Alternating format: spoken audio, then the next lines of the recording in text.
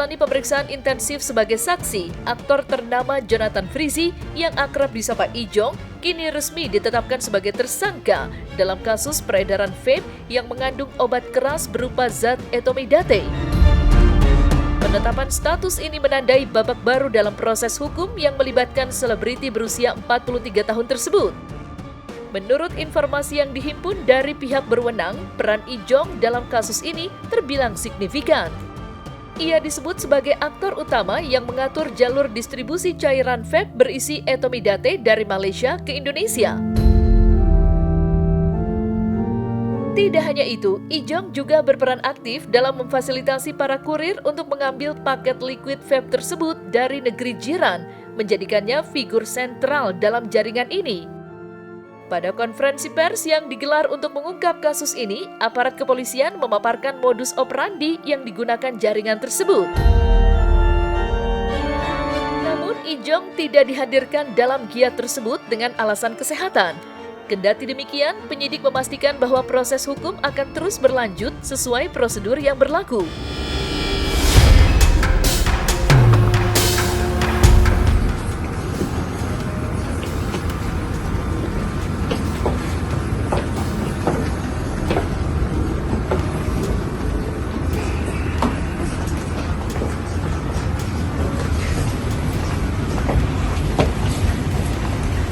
Bang Ijong, saat ini Bang Ijong akan didengar keterangannya sebagai tersangka berdasarkan LP 30 dari tanggal 13 Maret. Saya memperlihatkan satu buah foto Bang Ijong, paham ini foto apa? Iya. Bagi JF,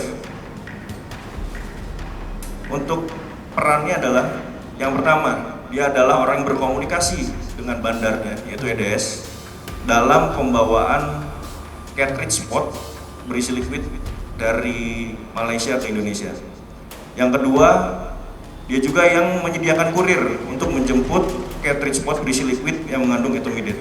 Ada proses pendistribusian, memindahkan atau mengedarkan kepada orang lain.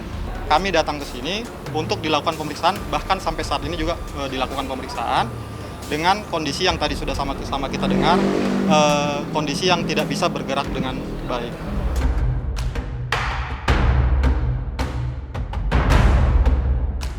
Usai Jonathan Frizzy atau Ijong resmi ditetapkan sebagai tersangka dalam kasus peredaran vape mengandung zat etomidate, perhatian publik kini tertuju pada reaksi Benny Simanjuntak, sang paman yang sebelumnya dikenal vokal membela keponakannya. Benny yang sempat pasang badan dan meyakini Ijong tidak terlibat, kini memilih bungkam. Saat ditemui awak media di sebuah kesempatan, Benny menolak memberikan komentar mengenai perkembangan kasus ini. Ia hanya memberikan senyuman singkat dan langsung meninggalkan lokasi tanpa menjawab satupun pertanyaan wartawan. Kasus ini juga menarik perhatian salah satu pakar hukum terkemuka, Deolipa Yumara. Dalam sebuah wawancara, Deolipa memberikan pandangannya terkait aspek hukum kasus ini.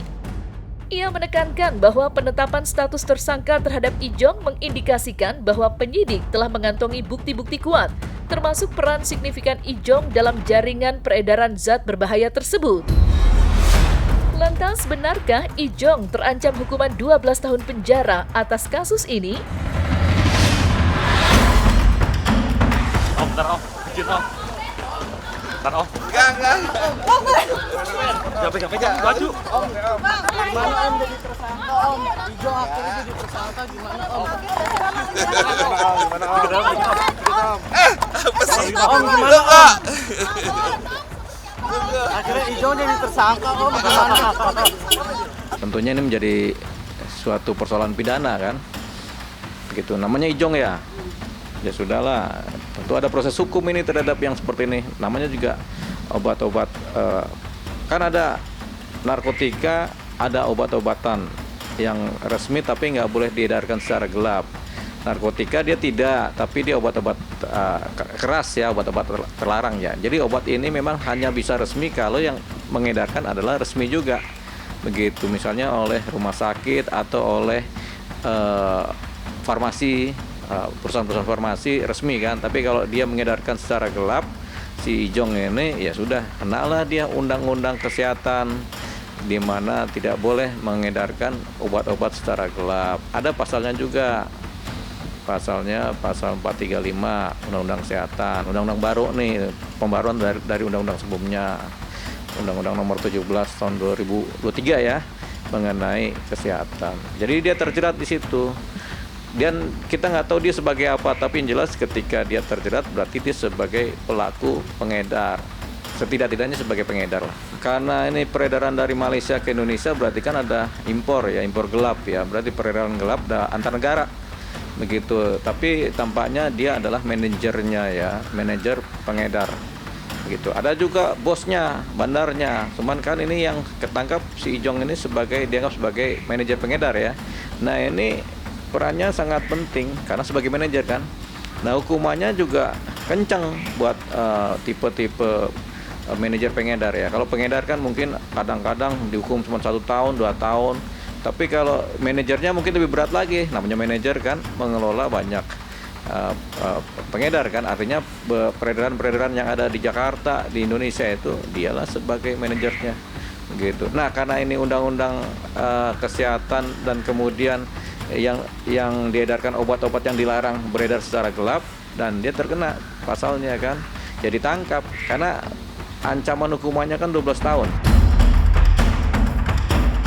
Secara struktural kalau dia semua sebagai pengedar mungkin kalau ini kan ancaman 12 tahun. Mungkin dituntut 7 tahun atau 8 tahun dia dihukum atau diputus 7 tahun. Kalau dia pengedar ya. Tapi kalau dia adalah manajer pengedar ya sama jaksa mungkin dituntut misalnya ancaman hukuman maksimal 12 tahun. Dan kemudian hakim juga bisa memutus 12 tahun penjara juga buat manajer pengedar ini. Jadi memang ancamannya lebih berat daripada pengedar biasa.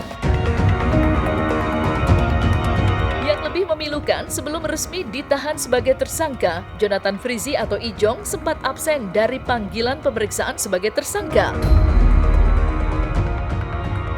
Ketidakhadirannya ini ternyata dipicu oleh kondisi kesehatannya yang kurang baik. Diketahui, Ijong baru saja menjalani operasi untuk pemeriksaan medis pada salah satu bagian tubuhnya. Operasi tersebut dilakukan guna memastikan apakah terdapat indikasi kanker atau tidak, menambah tekanan psikologis di tengah proses hukum yang sedang dihadapinya. Kabar mengenai kondisi kesehatan Ijong pertama kali diungkapkan oleh sang paman, Benny Simanjuntak, melalui media sosial. Dalam unggahannya, Benny membagikan doa dan dukungan untuk kesembuhan Ijong, meski ia tetap memilih untuk tidak memberikan tanggapan lebih lanjut terkait status tersangka yang kini disandang keponakannya. Tidak hanya Benny, aktris Ririn Dwi Ariyanti juga turut hadir mendampingi Ijong pasca operasi.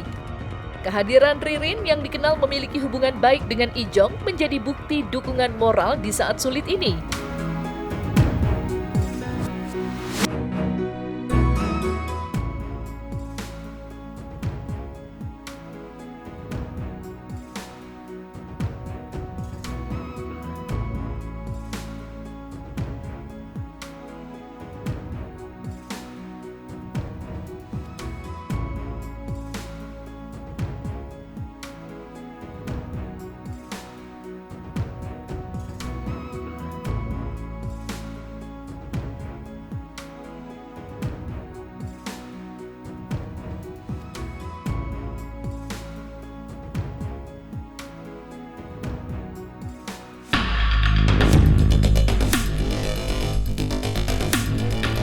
Nah, selesai sudah Cumi Lovers. Jangan lupa untuk like, subscribe, dan juga share channel YouTube Cumi Cumi.